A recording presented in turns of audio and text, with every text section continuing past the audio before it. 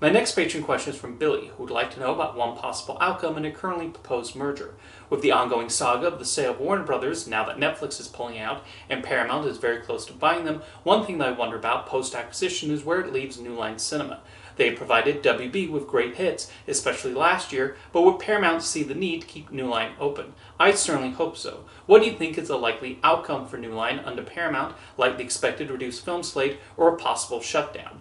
Before I get into the main question, I think it's worth pointing out that there's still a long way to go before Paramount buys Warner Brothers. They still need regulatory approval, and there's been a lot of pushback against this merger happening from both the entertainment industry and government officials. It was recently revealed that several state attorney generals are coming together to try and block the merger from happening, including from California, where both companies are based. So the story is not over quite yet, and I'm personally hoping it drags long enough for Paramount to eventually give up. Regarding New Line Cinema, it's mostly become the home of horror films at Warner Brothers, with hits like The Conjuring series and Weapons, although it dabbles into other genres too, like comedy. While the label may not function the way they did prior to Warner Brothers absorbing the studio in 2008, they still produce a healthy amount of movies per year. If Paramount were to acquire WB, would they see them as unnecessary and shut it down?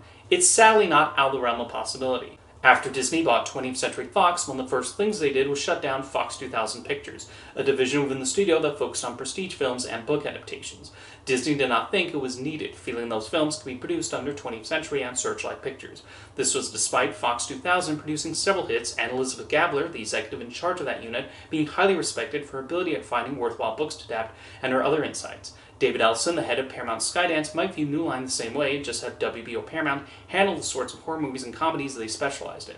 In talking to theater owners, he said the plan was for the combined Paramount and Warner Brothers to release 30 films in theaters per year. However, if the merger were to be approved, I doubt that will come to pass. Studios don't tend to release that many theatrical releases per year. As one analyst explained in an article on CNBC, while the major studios absolutely have the funds to release that many movies in a given year, there's a reason they don't. It's just unfeasible, especially as you try to juggle that many movies on the calendar, trying to find the right spots for them and give them the needed marketing attention so they're not lost in the shuffle. Plus, after a corporate merger, cuts are very often made. I already mentioned a cut that happened as a result of the Disney-Fox merger, but the Skydance-Paramount merger also resulted in a few departments being downsized. It was reported the department that handles awards publicity for Paramount was significantly reduced, an example of how the studio is now a lot more focused, even more than before, on tentpoles and franchise fare, rather than the prestigious films that typically receive awards attention. This is not too surprising when you look at the films Skydance Media has produced or chosen to attach itself to. If this merger comes through, you can bet there will be major cuts as the combined company tries to reduce its debt. And considering how much money Skydance chipped in to buy Warner, there's going to be a massive amount of debt.